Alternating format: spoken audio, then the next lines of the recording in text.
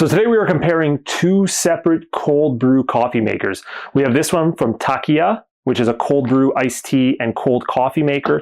And we have this one by Coffee Gator. Now you do have to leave these overnight, so make sure you keep that in mind. These are not instant cold brew coffee makers, especially if you want a strong batch.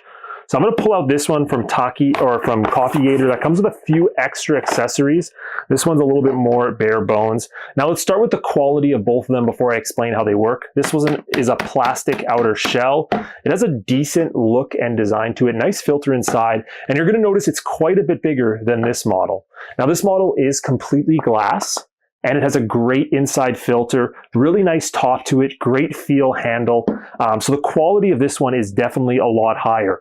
It also comes with a 1/8 coffee scoop, so it'll tell you how much to use in the instructions, and a little funnel we can stick here to make sure we don't have to make a mess, and we don't have to take it out as well in order to fill it. Now how these work are pretty simple.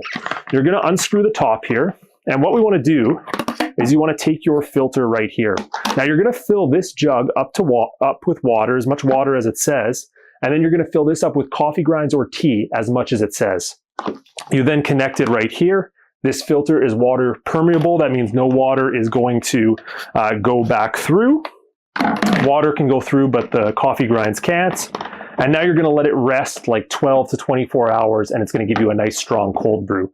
So they're both going to give you amazing cold brew. It just depends on how long you have to leave them overnight with these two. Do you want size or do you want quality? Those are really the two decisions here, because they're both great systems. It's just this one, the glass and the overall design is way better.